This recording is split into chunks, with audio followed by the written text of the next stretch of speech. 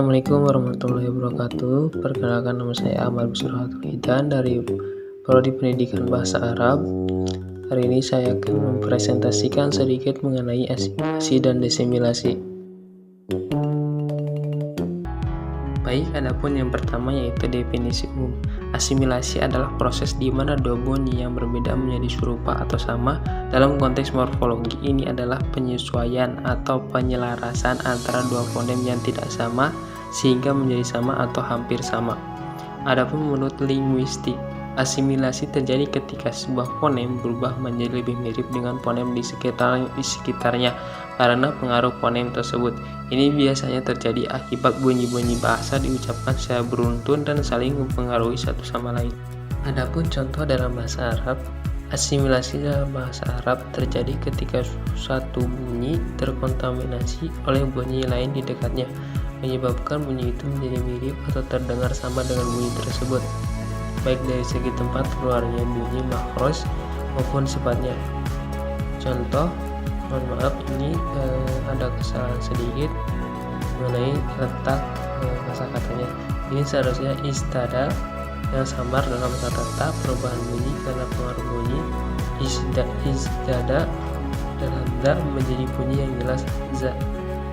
Seumum bunyi yang mempengaruhi bentuk asimilasi. Adapun bunyi yang mempengaruhi, bunyi vokal atau konsonan yang mempengaruhi bunyi lainnya di sekitarnya, baik yang terletak sebelum atau sesudahnya. Adapun bunyi yang dipengaruhi, bunyi vokal atau konsonan yang berubah sifat atau tempat keluarnya karena pengaruh bunyi lain. Terakhir, bentuk asimilasi, bentuk perubahan bunyi yang disebabkan oleh pengaruh bunyi lain yang menghasilkan bunyi serupa atau dekat dengan bunyi yang mempengaruhinya dari segi sifat dan tempat keluarnya. Ada pembagian dan macam-macam asimilasi. A. Berdasarkan letak bunyi diubah. 1. Asimilasi progresif. Yakni asimilasi ini terjadi ketika bunyi sebelumnya mempengaruhi bunyi huruf sesudahnya. Contohnya seperti dalam kata itada.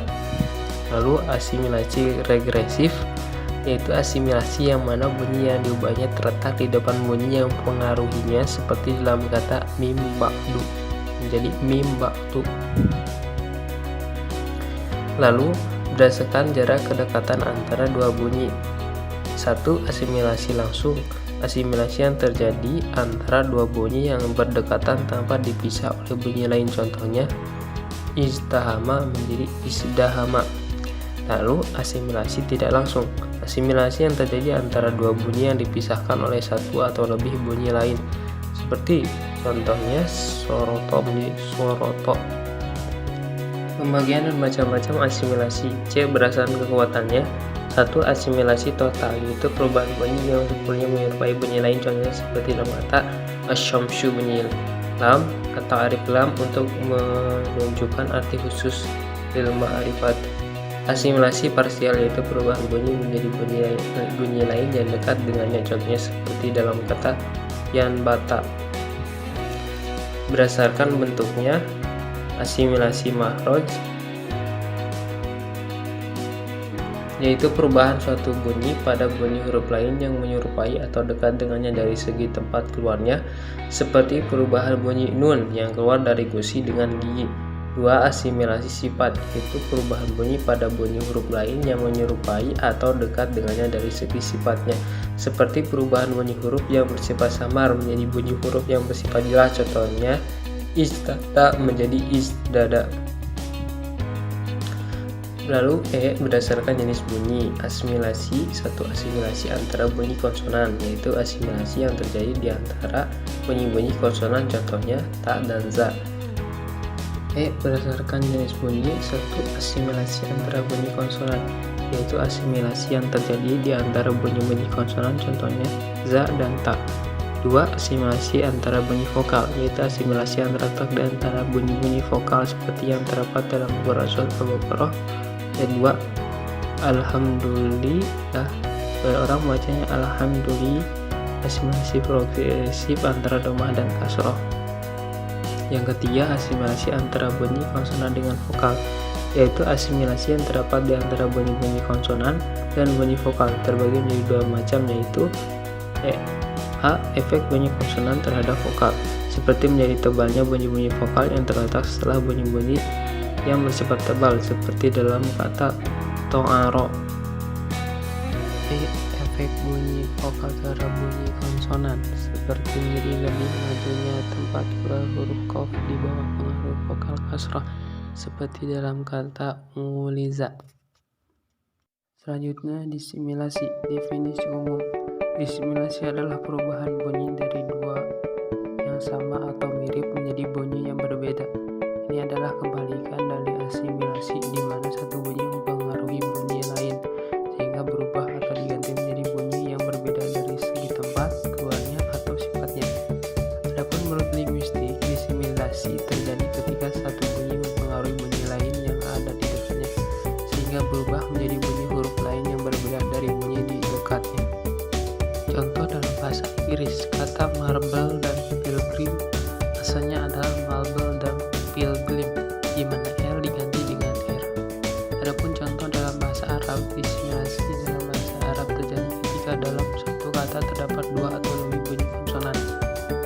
Umumnya, bunyi terakhir dari koda bunyi tersebut digantikan menjadi bunyi lain. Contohnya, dash, tiga bunyi konsonan yang berubah. Unsur-unsur disimilasi. 1. Bunyi yang mempengaruhi. Bunyi konsonan atau vokal yang mempengaruhi bunyi lain, baik yang terletak sebelum atau sesudahnya, menyebabkan perubahan pada bunyi yang dipengaruhi. 2. Bunyi yang dipengaruhi. Bunyi vokal atau konsonan yang berubah makhraj atau sifatnya akibat baru bunyi lain. 3. Bentuk disimilasi. Bentuk perpindahan atau perubahan bunyi yang disebabkan oleh pengaruh bunyi pada bunyi lain selalu menghasilkan bunyi yang berbeda dari bunyi yang mempengaruhinya. Pembagian disimilasi. 1. Berdasarkan letak pengaruhnya. A. Disimilasi progresif.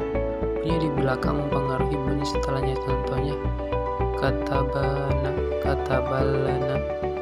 B. Disimilasi regresif. Bunyi di depan mempengaruhi bunyi sebelumnya. Contohnya, yalamada. 2. Berdasarkan jarak antara bunyi yang mempengaruhi dan dipengaruhi. A. Disimilasi langsung. Bunyi yang mempengaruhi berdekatan langsung dengan bunyi yang dipengaruhi. Akhoso. B. Disimilasi tidak langsung. Bunyi yang mempengaruhi tidak berdekatan dengan bunyi yang dipengaruhi. Bagodana. Kesamaan dan perbedaan antara asimilasi dan disimilasi. 1. Fenomena asimilasi lebih sering terjadi dan lebih populer dibandingkan disimilasi. 2. Keduanya mempermudah dan meringankan pelafalan. 3. Asimilasi dan disimilasi serupa dalam bentuk dan efeknya terhadap bunyi yang berdekatan. 4. Asimilasi mengubah bunyi menjadi bunyi yang sama dengan bunyi yang ada di dekatnya, sedangkan disimilasi mengubah bunyi menjadi bunyi yang berbeda. 2. Asimilasi tidak selalu mengubah bunyi menjadi fonem lain, sementara disimilasi selalu mengubah bunyi menjadi fonem lain. Memperhatikannya konteks makna lebih daripada pelafalan. 3. Asimilasi dapat bersifat parsial atau total, sementara disimilasi hanya bersifat total.